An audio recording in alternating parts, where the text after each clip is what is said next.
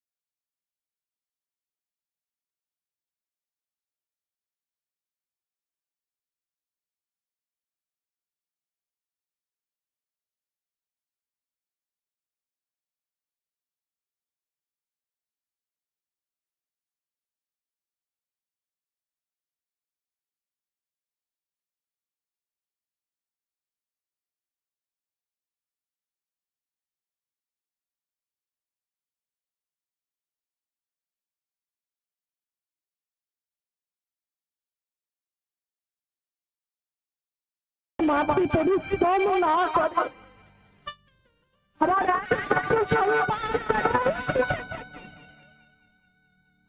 সেই আশায় বাবা মা করে নিজেকে শেষ করে দেয়। যদি কখনো সন্তান বাবা মার কাছে এই দুপুর বেলা রৌদ্রের মধ্যে মাঠে যায়, তখন বাবা মার হাতটা ফেটে যায়, না জানি আমার ছেলের কত কষ্ট হচ্ছে এই প্রখর রৌদ্রে। তখন চিৎকার করে বলে,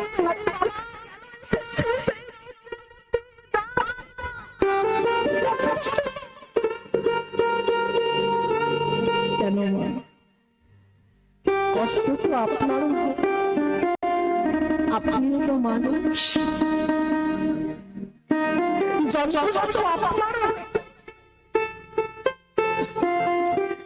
কিন্তু আমরা বাবা মায়েরা সন্তানকে সেই কষ্ট কোনদিন বুঝতে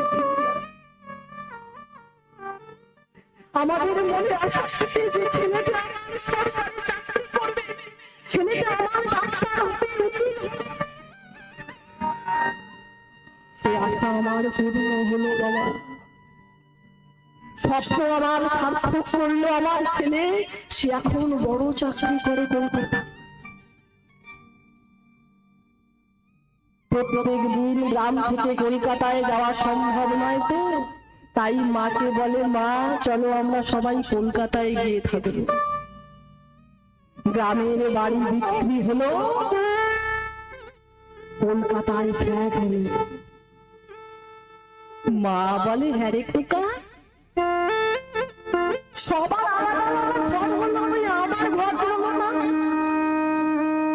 আমাকে ঘর নিলে আমি থাকবো।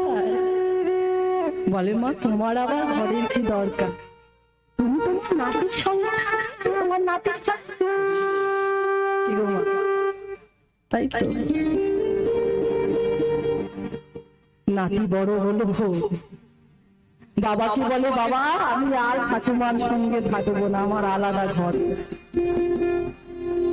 তখন যে মায়ের দিকে তার জায়গা সব থেকে আগে ছিল, সেই মাকে থাকতে দেওয়ার মতো ঘরের একটা কোণ তার কাছে রইল না। তখন মায়ের জায়গা হলো বৃদ্ধা। ভাবো,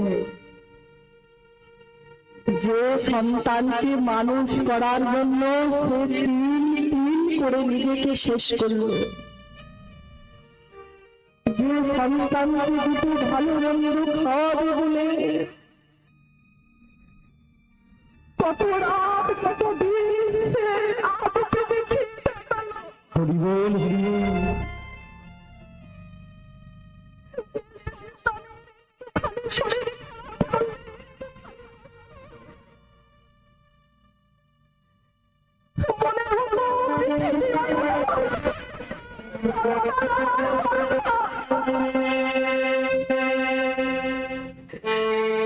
সন্তানের একটুখানি কষ্ট হলে সারা রাত্রি বুকের মধ্যে করে হাতে নিয়ে, যে সন্তানকে ভালো স্কুলে পড়াবার জন্য দুটো পয়সা জন্য ঘন্টার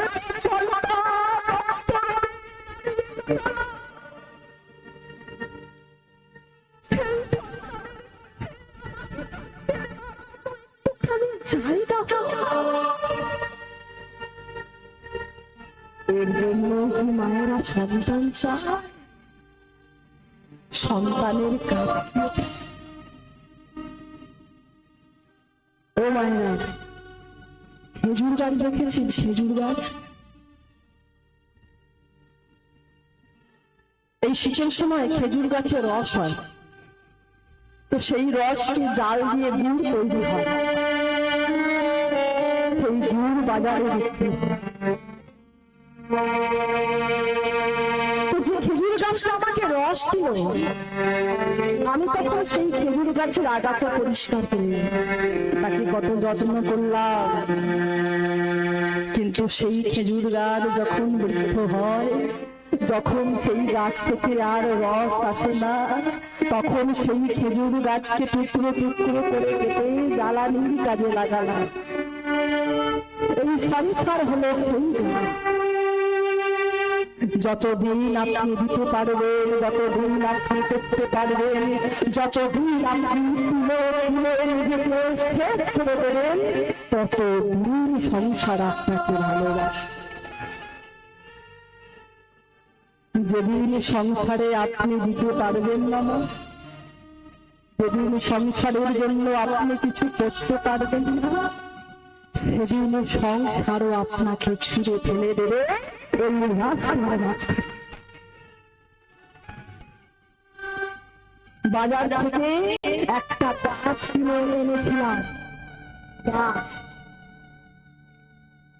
সেই গাছটাকে আমার বাড়ির উঠানে রোপণ করলাম, সার দিলাম, বীজ দিলাম, খাবার দিলাম, জল দিলাম।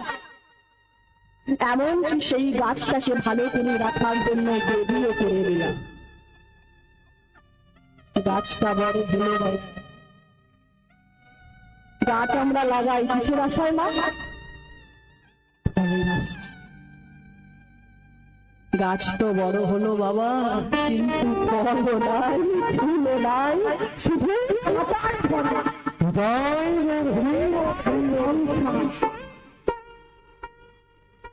কাঁটায় ভরা সংসার হলো। আপনাকে ফুটিয়ে ফুটিয়ে আপনার শরীরকে জর্জরিত করে দেবে। তাই যতখানি চোখের জল তুমি সন্তানের জন্য ফেললে, যতখানি চোখের জল তুমি সন্তান ততখানি চোখের জল তুমি যদি গোবিন্দ চরণ ফেলতে পারতে, তোমার যে গোবিন্দ প্রাপ্তি হতো গোলাম, ফেলো না। এই নয়ন বাড়ি যে বড় মূল্যবান, এই নয়ন বাড়ি তুমি অছিনা গোয়াল, তার চরণে ফেলো। তাই বলি শোনো,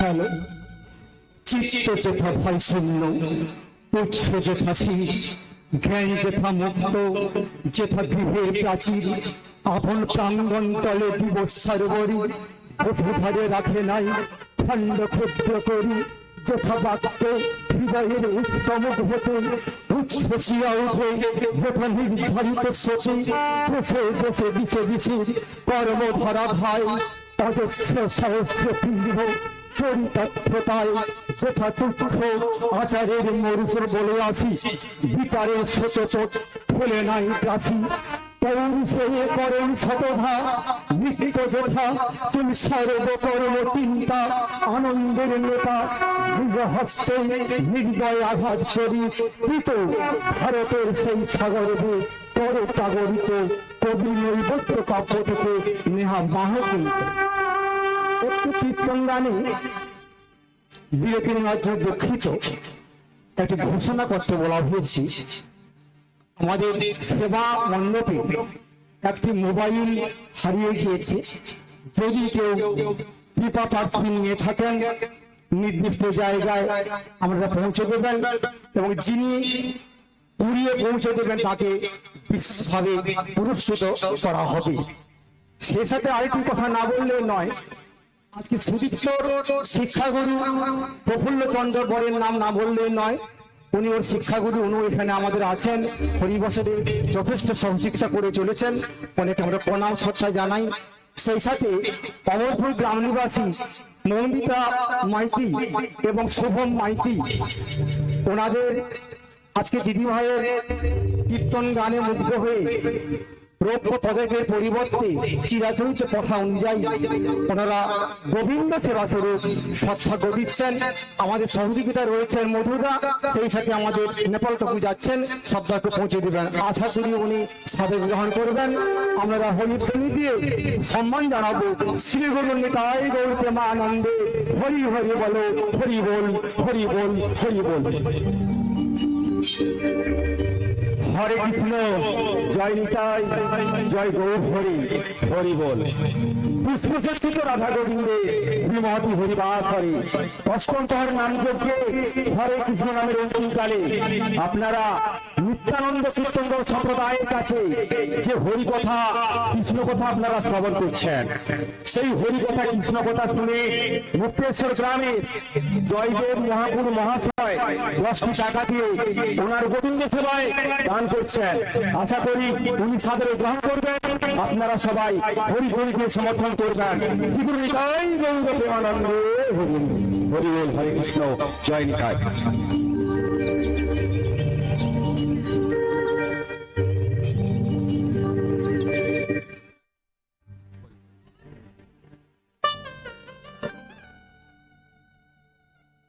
নিতাই নিতাই গৌর প্রেমানন্দে হরি বল, হরি বল, হরি বল।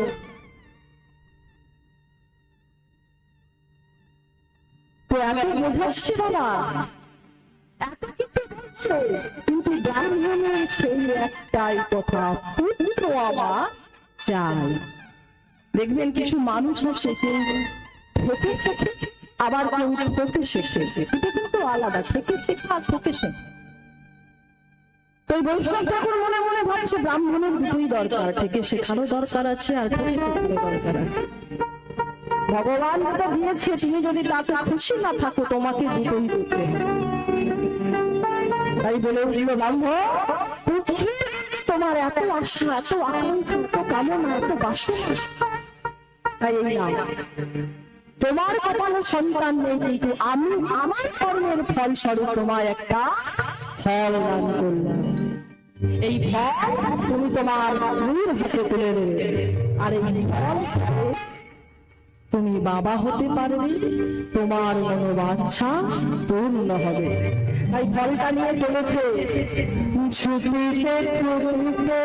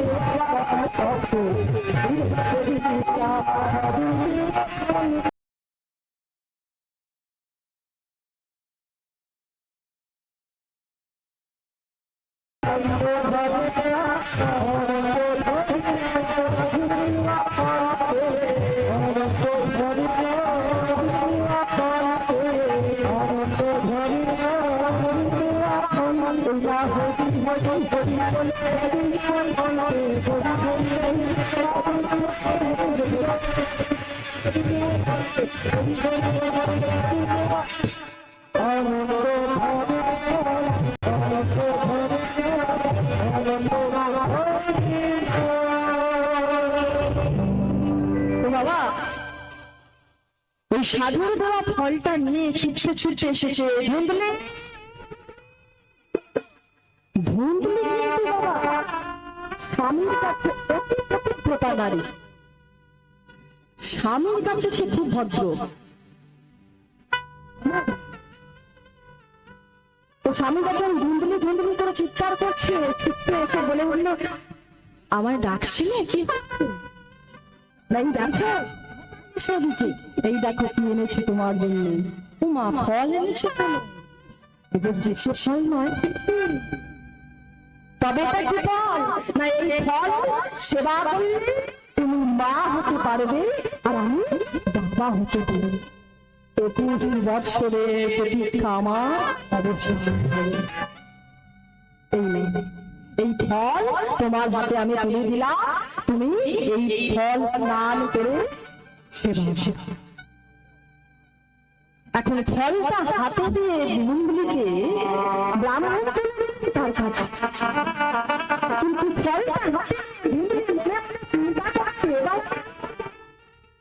আমি তো স্বামীকে বলতে পারবো না যে স্বামী আমি তো মা হতে চাই, কারণ ব্রাহ্মণ চায় ধুন্দুলি কিন্তু মা হতে মা হলে অনেক জ্বালা যন্ত্রণা, এই তো দোষ। তো দেখবেন আপনি যদি কোনো সংকটে পড়েন বাবা, সেই সময় যদি কোনো সাধুগুরু বৈষ্ণব আপনার কাছে আসে, আপনাকে সব পরামর্শ দেবে, সব উপদেশ দেবে, সব পথে চালিয়ে দেবে। কিন্তু ওই সময় যদি কোনো অসৎ ব্যক্তি আপনার কাছে আসে, সে আপনাকে ভুল পথে চালিত করে। তো এই চিন্তা যখন করছি গালে হাত দিয়ে যে ফলটা আমি কি করবো, আমি তো মা হতে চাই, স্বামীকে তো আমি বলতে পারবো না। ঠিক সেই সময় ধুন্দুলির বউ ওই দরজা দিয়ে প্রবেশ করছে, তার কাঁকালে একটা ছেলে, তার হাতে একটা ছেলে, দুটো ছেলে দিয়ে দরজা দিয়ে প্রবেশ করছে। কই কোথায় দিদি, তুই এমন করে গালে হাত কি হয়েছে তো? আর বলিস কি রে, দেখ না জামাই বাবু কি করেছি, দেখ এই দেখ এই ফলটা এনেছে। ও মা, তোকে কত ভালোবাসি বল, তোর জন্য ফল এনেছে, বলে যে সে ফল নয়, তবে এই ফল খেলে কি হবে জানিস? মা, ফল খেলে আবার কি হবে? ফল খেলে শক্তি হবে, ভিটামিন হবে, রক্ত হবে, তাই তো আমরা ফল খাই। না রে বোন, যেমন তেমন ফল নয়, এ হলো সাধুর কর্মফল। এই ফল খেলে আমি মা হতে পারবো। কিন্তু আনন্দের কথা, 21 বৎসর বিবাহ হয়েছে, তুই মা হতে পারিস, তুই মা হবে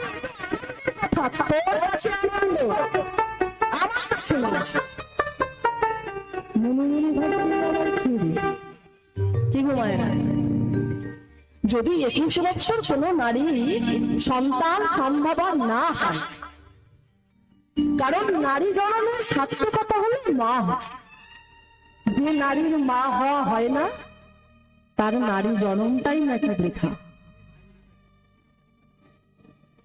কিন্তু কে মা হতে চায় না বলে, বোন আমি তো মা হতে চাই না।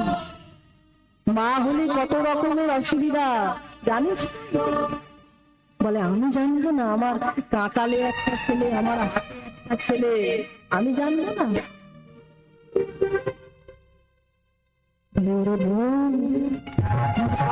আমার উদর বৃদ্ধি হবে, এটা সবারই হয়, যারা যারা হয়েছে তারই উদর বৃদ্ধি হয়েছে। বলে উদর বৃদ্ধি হলে আমি ভালো করে খেতে পারবো, উদর বৃদ্ধি হলে আমি ভালো করে ঘুমাতে পারবো, উদর বৃদ্ধি হলে আমি ভালো করে ছুটতে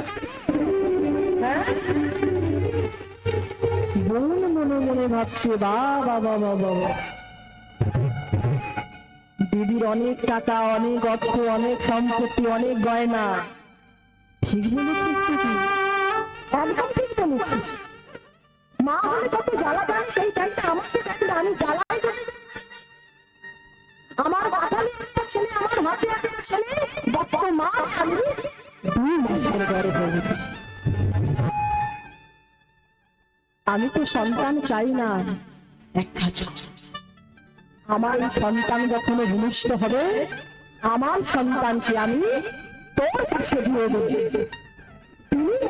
তুই আমার কিছু টাকা পয়সা আর গয়না গাটি দিয়ে নিস। তুই তো জানিস আমার অভাবের সেটা না হয় হলো বোন, কিন্তু তোর জামাই বাবু তো মানবে না, সে যে আমার গর্ভের সন্তান। তুই বলবি কেন যে তোর ছেলে মা?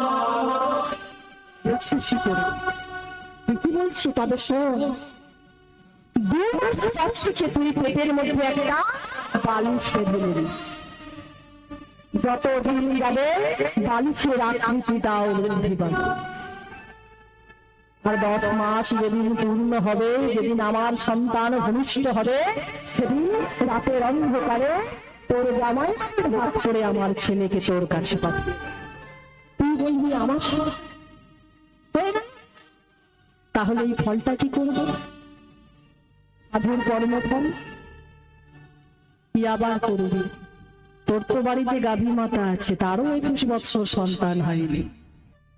সাধুর কর্মফল ফলে কিনা একবার যাচাই করবি না? তোর খাইয়ে দে, খাইয়ে দে তোর গাভী মাতা। হলো ঠিক। সাধুর কর্মফল গাভী মাতা সেবা করল, আর ভুল কি করলো? পেটের মধ্যে বালিশ দিন যায়, মাস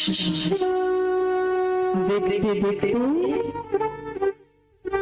সেই দিন এসে গেল।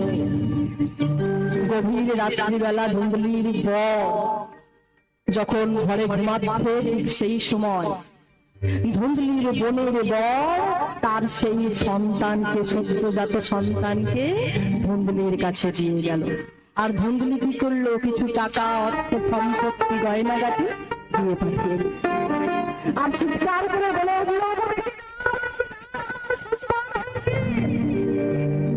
ব্রাহ্মণ ছুটে এসে বসেছে সদ্যজাত সন্তান, আনন্দে আত্মহারা।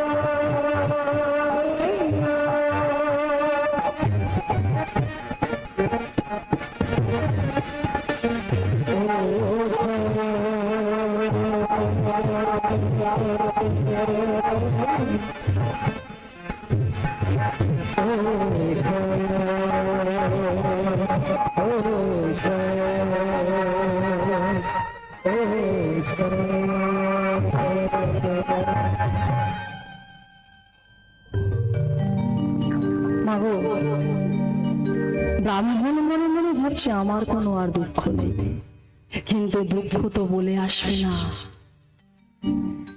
ছেলে বড় হচ্ছে, দুজনে বড় হচ্ছে একসাথে, কিন্তু দুজনে দুটো সংস্কারে বড় হচ্ছে। দেখবেন ছোটবেলায় যখন একটা বাচ্চা ছেলে কাউকে মারে, তখন ওই তার ওই ছোট্ট ছোট্ট হাতটা দিয়ে যখন কারোর গায়ে মারে, মনে হয় না যে কি সুন্দর হাত দিয়ে একটুখানি টুকুস করে মেরেছে। কিন্তু ওই হাতটাই যখন বড় হবে কেমন লাগবে? হ্যাঁ, ছেলে ছোট আছে, অন্যায় গুলো ছোট আছে, যখন বড় হবে অন্যায় গুলো বৃদ্ধি পাবে। কেমন? গোকর্ণ বড় হচ্ছে, ধুন্ধকারীও বড় হচ্ছে, কিন্তু যত বড় হচ্ছে ধুন্ধকারী, তার অন্যায় গুলো ধীরে ধীরে বাড়ছে। কোন মায়েরা কোনো বাচ্চাদের দোলনায় ঘুম পাড়িয়ে রেখে রন্ধন ঘরে গেছে রন্ধন করতে, গিয়ে প্রচারে দিয়ে সেই ছেলেকে উঠিয়ে দিয়ে পালিয়ে আসে।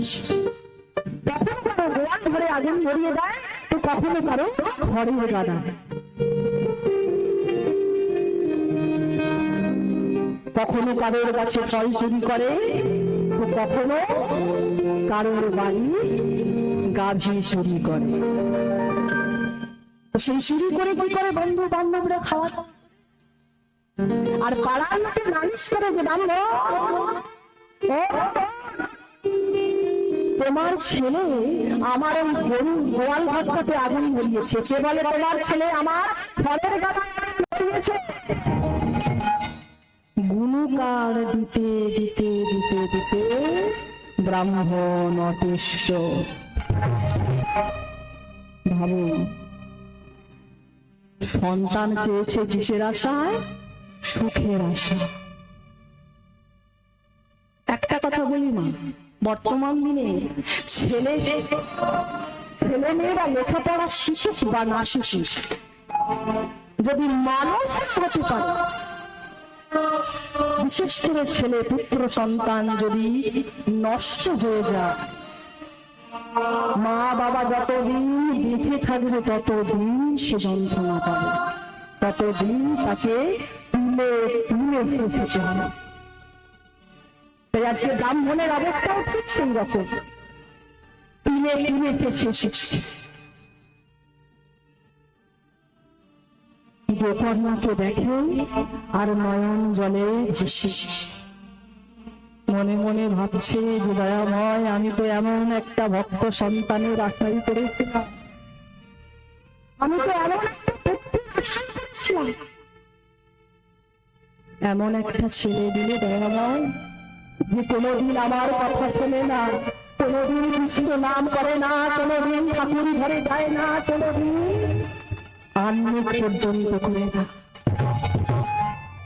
আমি কি এমন সন্তান পেয়েছিলাম?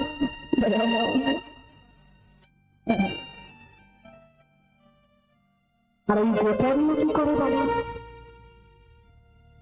গোকর্ণ কিন্তু ছোট্টবেলা থেকে, যবে থেকে তার জ্ঞান হয়েছে, তার ওই তাল পাতার কুলে ঘরে গোবিন্দ মূর্তি স্থাপনা করে নিত্য গোবিন্দকে ভোগ নিবেদন করে, আনন্দ করে, পূজা করে। সেই ছোটবেলা থেকে ফুল তুলে নিয়ে এসে গোবিন্দ গলায় পরিয়ে দিয়ে ভজন গান। কি গোবিন্দ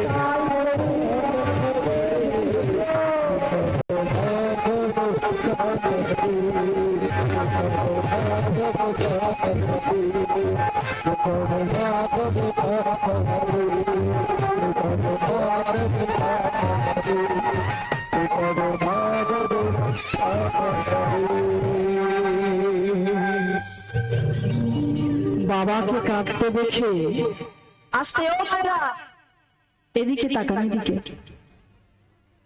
ওদিকে কিছু নেই, যারা উঠে যাচ্ছে যাক না। আপনি যখন পৃথিবীতে এসেছিলেন উনি এসেছিল আপনার সাথে? হ্যাঁ, কথায় বলে এসেছি একা, কাদের একা? মিথ্যে কথা। ভুল কথা, আসেনি আর যাবেও না। কি নিয়ে এসেছিলাম? যখন আমি জন্মগ্রহণ করেছিলাম তখন আমার হাত দুটো এইরকম ছিল। কি গো মায়েরা, সদ্যজাত সন্তানের হাত দুটো কেমন থাকে? এইরকম তো, নাকি না এরকম থাকে? দুটো হাতে দুটো জিনিস নিয়ে এসেছিলাম। কি এনেছিলাম? স্বীকৃতি আর কর্মফল নিয়ে এসেছিলাম। দুটো জিনিস নিয়ে এসেছে, কিন্তু তিনটে জিনিস নিয়ে যাবে: স্বীকৃতি, কর্মফল আর পাপ পুণ্য।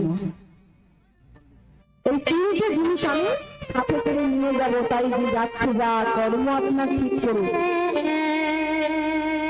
স্বর্গ করে না, স্বর্গ এখানেই আছে আর নরক এখানেই আছে। আপনি আপনার কর্মের দ্বারা স্বর্গ দেখবেন, আপনার কর্মের দ্বারা আপনি নরক দেখবেন।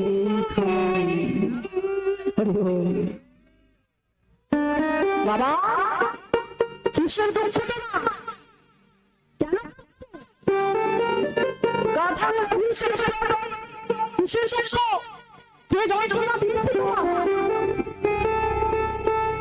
বলে উঠল, রে বাবা, ওই ধূমকারীর কারণে আমার এত যন্ত্রণা, ওই ধূমকারীর জন্য আমার এত কষ্ট, ওই ধূমকারীর জন্য আমার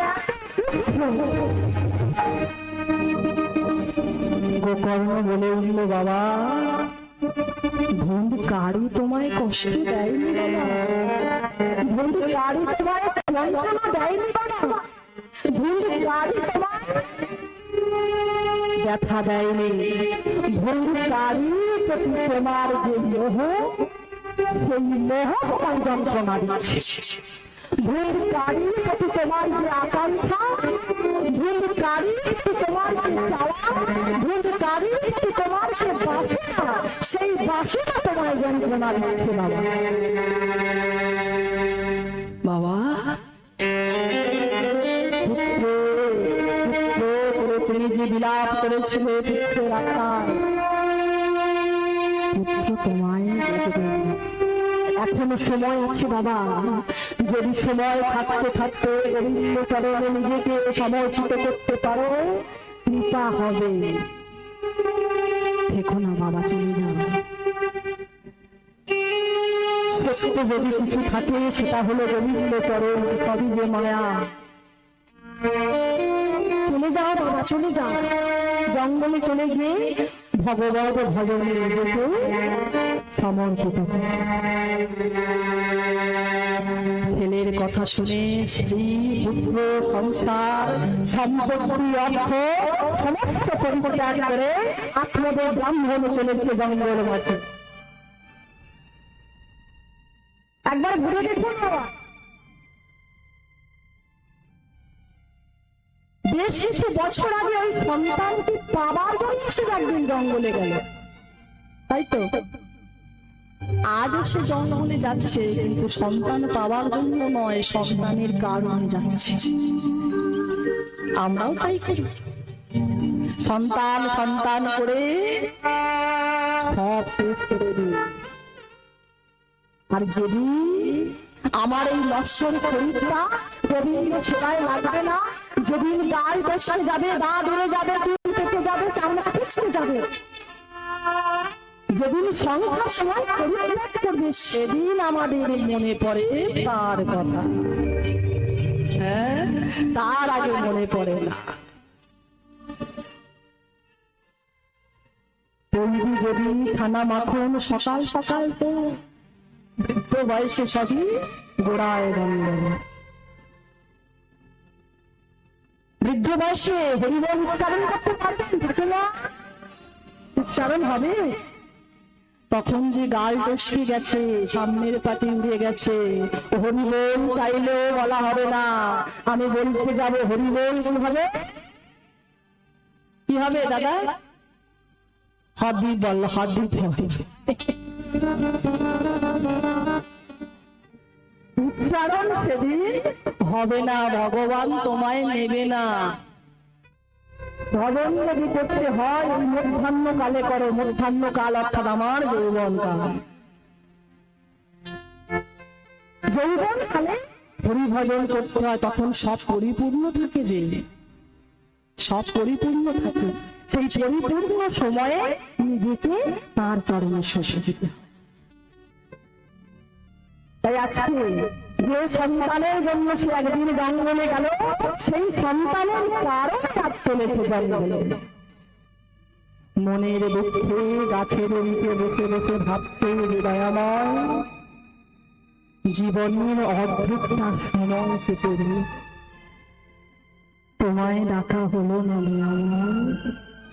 তোমায় ডাকা হলো না।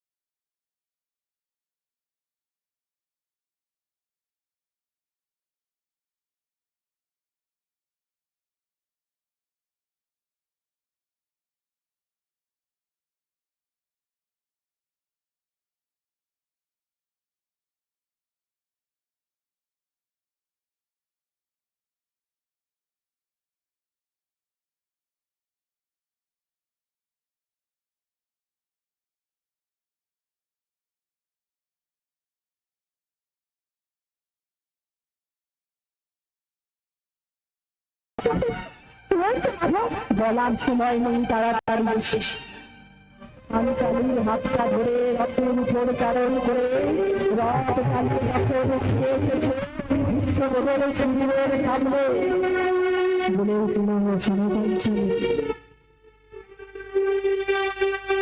বিশ্বদেব যখন ধ্যান মগ্ন থাকবে, তুমি নিঃশব্দে বিশ্বদেবের গৃহে প্রবেশ করে তার চরণ খালি স্পর্শ করে, কিন্তু সাবধান, মুখে কোনো কথা বলবে না। যখন দ্রৌপদী চলে যাচ্ছে, পিছন থেকে ডাক মারলো, পাঞ্চালী দাঁড়া, তোমার ওই পায়ের পাদুকাখানি খুলে যাও। তোমার পায়ের পাদুকার আওয়াজে পিতামহ বিশ্বের ধ্যান ভঙ্গ করে। ওই পাদুকাখানি গোবিন্দের কাছে রেখে চললেন পিতামহের গৃহে। দেখছে পিতামহ বিশ্ব তখন ধ্যান মগ্ন হয়েছে। মাধবের কথা মতো যেমন না তার চরণটা স্পর্শ করেছে, কি ভাববে বাবা, কে এসেছে? কারণ আশা ভানুমতি, তাই দুর্যোধনের স্ত্রী ভানুমতি ভেবে বলে উঠল, অখণ্ড সৌভাগ্য বলি বাবা। অখণ্ড, অখণ্ড কথার অর্থ হলো তুমি কোনদিন বিধবা হবে না। অখণ্ড সৌভাগ্য হলো, তাহলে ভাবুন এই আশীর্বাদটা কে পেত? ভানুমতি। নিজে চতুরের শিরোমণি কৃষ্ণ। হ্যাঁ, যেমন যে অখণ্ড সৌভাগ্য হবে বলে উঠল, ওটা তো তাই যেন হয়। যখন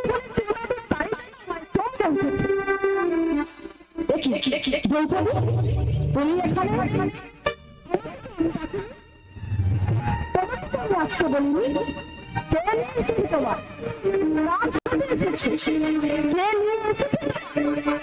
ভয় পেয়ে গেছে। ভয় পেয়ে গিয়ে বলে উঠল, আমি কিছু জানি না,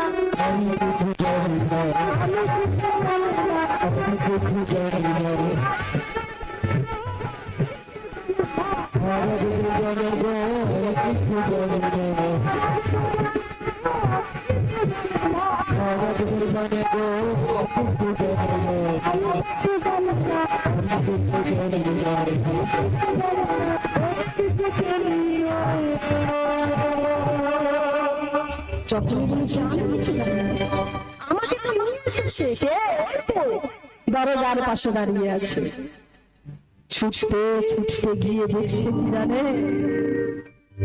ওই দরজার পাশে দ্রৌপদীর পাদুকা খানি মস্তকে বালিশ করে গোবিন্দ আমার শয়ন করে আছে।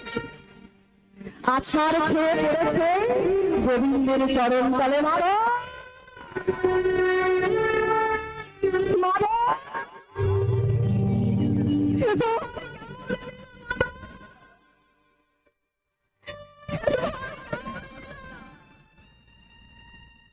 তুমি আমার বংশের শুনে বহুর পায়ের পাদুকা মাথায় বালিশ করে শয়ন করেছে।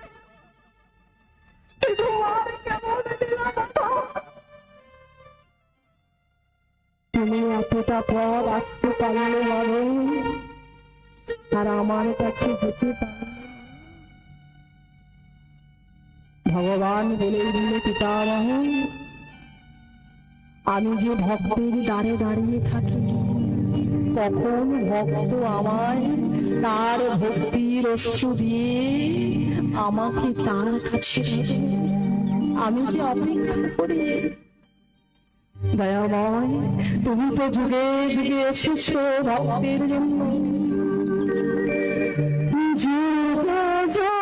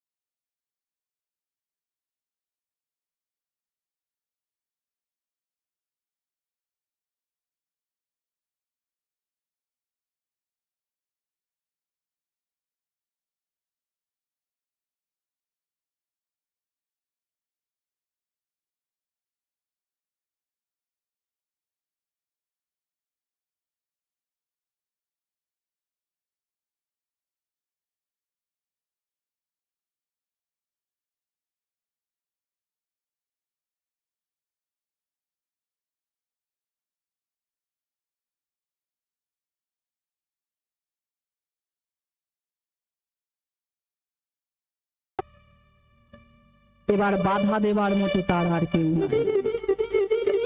দেখতে দেখতে জমানো টাকা পয়সা গয়না গাটি সব শেষ হলো। যখন সব শেষ, এবার পাড়ায় পাড়ায় লোকের বাড়িতে চুরি করা শুরু করলো। চুরি করে অর্থ নিয়ে ওই প্রতিটা রমণীদের কাছে যায়, তাদেরকে দিয়ে আসে। প্রতিটা রমণীগণ খবর পেয়েছে মা, মানে ওই জানিস ওই যে ধূমকারী আমাদের কাছে আসে, ও নাকি পাড়ায় পাড়ায় লোকের বাড়িতে ঘরে ঢুকে চুরি করে, আর সেই গয়না নিয়ে এসে আমাদের কাছে আসে। পাড়ার লোক যদি জানতে পারে, ওকে ধরতে যদি পারে, আর যদি বলে যে হ্যাঁ রে গয়নাগাটি কোথায় রেখেছিস, যদি আমাদের নাম বলে, তাহলে এতদিনে যা আমরা অর্থ সম্পত্তি জমিয়েছি সব তো দিতে হবে। এক কাজ কর, যা টাকা পয়সা নিয়েছি আর আমাদের কিছু করতে হবে না।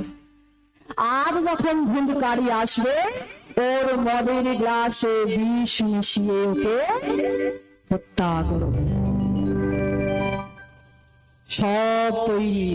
ধুন্ধুকারী যখন সন্ধ্যাবেলা এসেছে, আগে থেকেই মদের গ্লাসে বিষ মেশানো আছে, গ্লাসটা ধরিয়ে দিয়েছে। আর কি করছে? মনের আনন্দে মনোরঞ্জন করছে।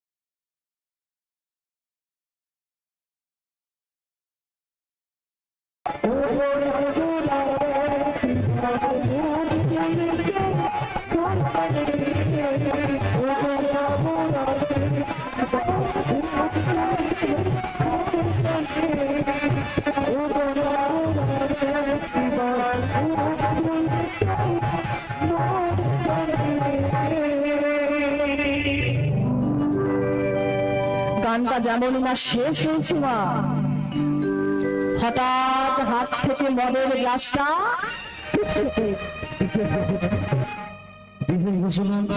যারা কোনো পোশাক পেতে বাকি আছেন তারা পোশাক পেয়ে নেবেন। যারা এখনো পোশাক পেতে বাকি আছেন তারা পোশাক পেয়ে নিন। আমাদের লীলা 10 মিনিট। হরে কৃষ্ণ, হরি বল, জয় নিতাই। আপনারা সবাই জানেন যেখানেই হয় হরে কৃষ্ণ নাম, সেটাই বৃন্দাবন ধাম। তো সেই আজ বৃন্দাবন ধামে নিত্যানন্দ কীর্তনদল সম্প্রদায়ের কাছে আপনারা এতক্ষণ যে হরিকথা কৃষ্ণ কথা শ্রবণ করছেন, সেই হরিকথা কৃষ্ণ কথা শুনে অমরপুর গ্রামের সুখদেব মন্ডল মহাশয় এবং দেবব্রত স্বর্ণাভ মন্ডল মহাশয় 50টি টাকা দিয়ে ওনার গোবিন্দ সেবায় দান করছেন। সেই সঙ্গে আপনাদের সামনে যিনি শিখল বাজিয়ে আপনাদের মনোরঞ্জন করছেন, সেই শিখল শুনে অমরপুর গ্রামের উমেশচন্দ্র পাল মহাশয় 50টি টাকা দিয়ে ওনার গোবিন্দ সেবায় দান করছেন। আশা করি ওনারা সবাই গ্রহণ করবেন, আপনারা সবাই হরিধ্বনি দিয়ে সমর্থন করবেন। শিবরঞ্জয় গৌর প্রেমানন্দে হরি বল হরি বল।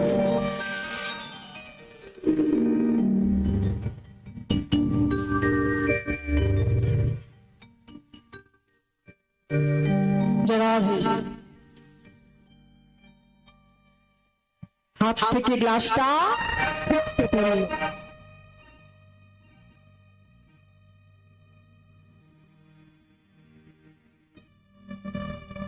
মুখে পিছিয়ে পড়ল,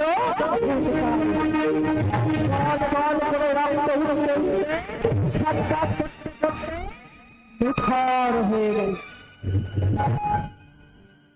প্রতিটা রমণীগণ বলে উঠল, হ্যাঁ যদি বেঁচে থাকে তাহলে তো আমাদের নাম রাখবে।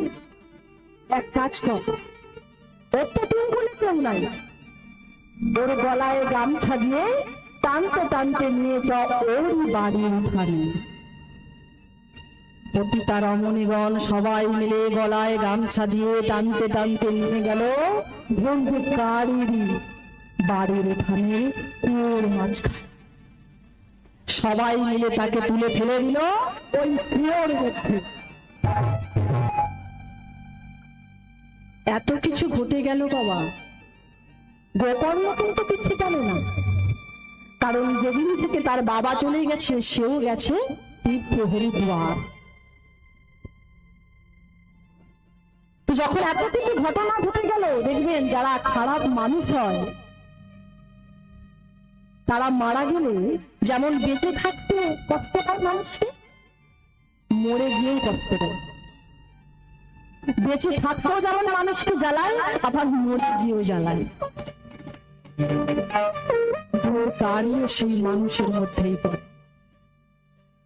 তার ওই অতৃপ্ত আত্মা সন্ধ্যাবেলা গ্রামের লোক বের হতে পারে না বাড়ি থেকে। শুরু হলো গ্রামের মধ্যে ভূতের উপদ্রব। পাড়ার লোককে শান্তি দিচ্ছে না, সবাই চিন্তা করছে বেঁচে থাকতেও জ্বালিয়েছে, শান্তি দিচ্ছে না। যখন গোকর্ণ বাড়ি ফিরছে, গ্রামের লোক সবাই চলেছে বাবাজির কাছে।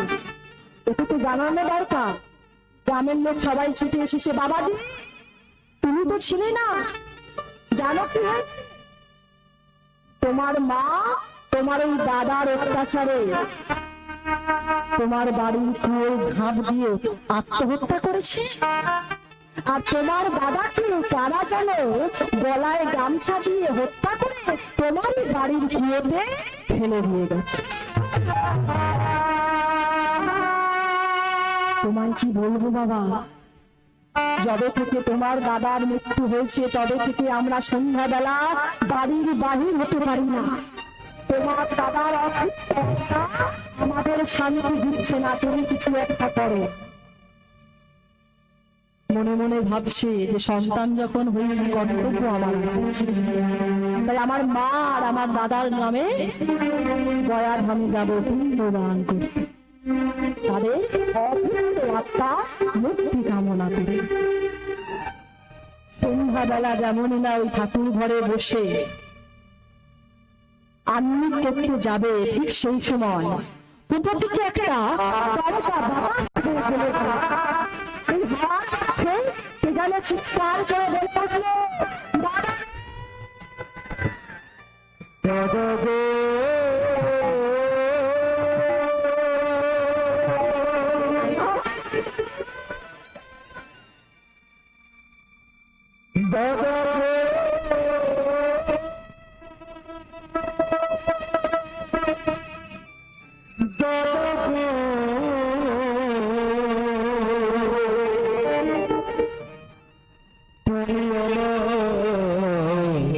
পুরহর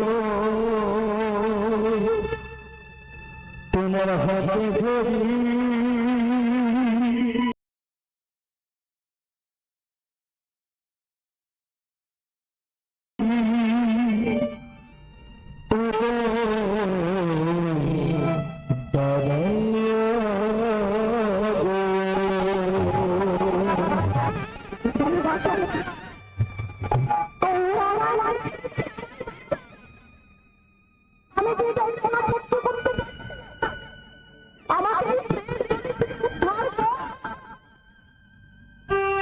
কে তোমায় মারলে? কে তোমায় মেরেছে? চন্ডী ভাই কে মেরেছে? তবে শোন, আমার আশা আমায় মেরেছে, আমার আকাঙ্ক্ষা আমায় মেরেছে, আমার কামনা আমায় মেরেছে, আমার বাসনা আমায় মেরেছে। চোখ বলছে দেখো, মুখ বলছে বলো, হাত বলছে করো, আমার এই পঞ্চ ইন্দ্রিয় আমায় মেরেছে, আমায় বাঁচা ভাব। আমি যে আর চলতে পারছি না, উদ্ধার কর আমার। বলে উঠল বেশ, কাল সকাল বেলা আমি যাব গয়া ধামে, বিষ্ণুর পাদ পদ্মে তোমার নামে পিণ্ড দান করতে। সকাল বেলা স্নান পূজা করে চলেছে গয়া ধামে। গয়া ধামে পিণ্ড দান করে যেমনই না বাড়ি চলে এসেছে বাবা, আবার সেই ভূতের উপর। একবার দুবার নয়, তিনবার গয়া ধামে পিণ্ড দান করেছে, কিন্তু ভূতের উপদ্রব কমছে না। কি গো মা, কেন কমছে না? তাহলে গয়া ধাম কি মিথ্যা? হ্যাঁ, মিথ্যা নয়। তাহলে কেন? কারণ বাবা, গয়া ধামে পিণ্ডদান করতে গেলে 7 পুরুষের নাম বলতে হয়, তবে তার উদ্ধার হয়। এখন বলছে চাচে, ধুন্দকারীর বাবার নাম কি? আপনাদের ব্রাহ্মণ? কি গো, কে বলবে? কেউ বলতে পারবে না কে ধুন্দকারীর বাবা? একজন বলুক। কেউ শোনে? মানে শুধু কীর্তন হচ্ছে, ওটা ফেলে দিয়েছি, শুনতে হয়, শুনছি, এটাই নাকি? আরে ও তো মাসির ছেলে, ধুন্দলির বোনের ছেলে তো নাকি? তাহলে যতবার সে বলছে ভুল হয়ে যাচ্ছে, তো বাবা মা তো ভুল হচ্ছে, বংশ পরিচয় ভুল হচ্ছে, তাই তো সে উদ্ধার হচ্ছে না। কিন্তু এত কিছু তো আর গোকর্ণ জানে না মা, মনে মনে চিন্তা করছে। কিন্তু সেই সময় ভগবান দৈববান করে সব ঘটনা বললেন। তো তিনি বললেন যে তাহলে রাস্তা কি আছে? না, রাস্তা একটা আছে। কি? তুমি 7টা গ্রাম থেকে ভিক্ষা করবে, ভিক্ষা করে তোমার বাড়ির এখানে 7 দিন 7 রাত্রি অন্নদা অনাহারে তুমি ভাগবত আসর বসাবে।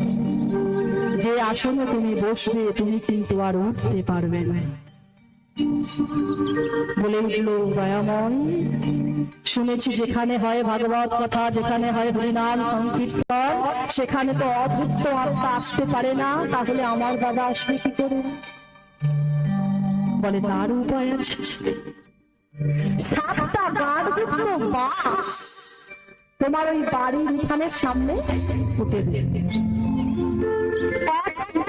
ভাগবত পাঠ হবে, আর একদিন করে একটা করে গাঁট ফেটে যাবে। 7 দিনে যখন 7টা গাঁট ফেটে যাবে, তখন তোমার দাদা অভুক্ত আত্মার মুক্তি ঘটবে। তাই আজ আয়োজন করেছে, 7টা গ্রাম থেকে ভিক্ষা করে নিয়ে এসে ভাগবতে আসর বসানো হয়েছে। সমস্ত গ্রামবাসীরা মিলে গোল করে বসেছি, আর মাঝখানে বসেছে গোকর্ণ। পোতা হলো একটা 7টা গাঁট যুক্ত বাঁশ। শুরু হলো ভাগবত কথা।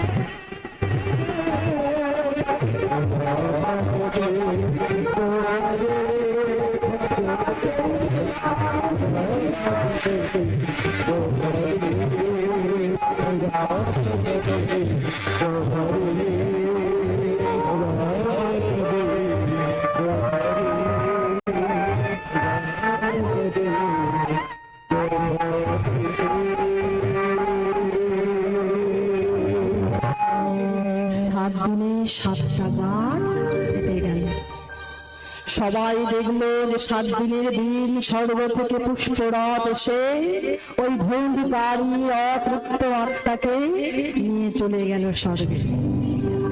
সমস্ত গ্রামবাসী উদ্ধার হলো। আজকে গোকর্ণ সন্ধ্যাবেলা ভগবানের চরণ তলে বসে বলে উঠল, দয়াময়, কৃপা তো সবার হলো, আমার কি কৃপা হবে না? দয়াময়, আমি কি কৃপা পাবো না? তুমি কি আমার কৃপা করবে না? হঠাৎ পিছন দিকে কে যেন ডাক দিল, গোকর্ণ। যেমনই না ফিরেছে কি দেখলে, দেখে স্বয়ং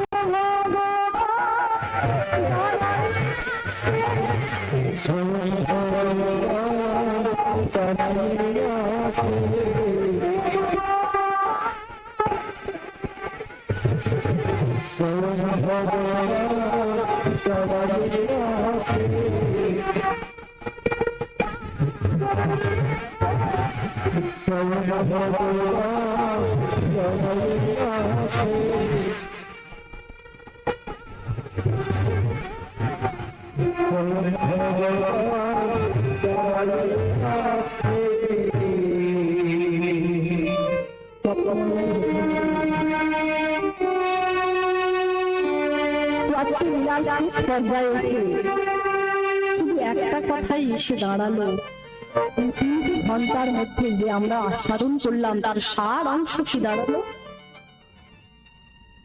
যে ভাগবত কথা, কৃষ্ণ কথা, হরি কথা যদি আমরা আস্বাদন করি, আমাদের অতৃপ্ত আত্মা, আমাদের যে অতৃপ্ত আত্মা, আমরা বেঁচে থেকেও আজ মরে আছি, বেঁচে আছি তবে বেঁচে থেকেও আমরা মরে আছি। তো সেই আত্মা মুক্তি কেমন করে ঘটবে এই ভাগবত কথা আস্বাদন করলে?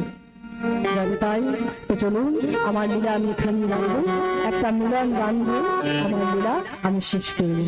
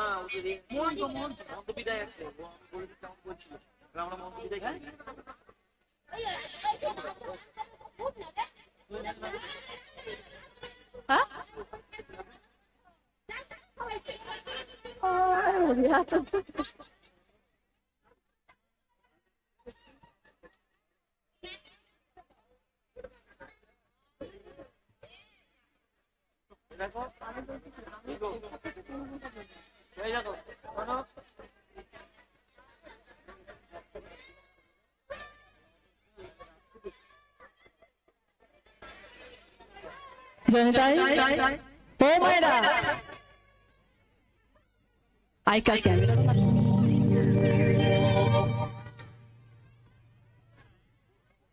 হাঁটা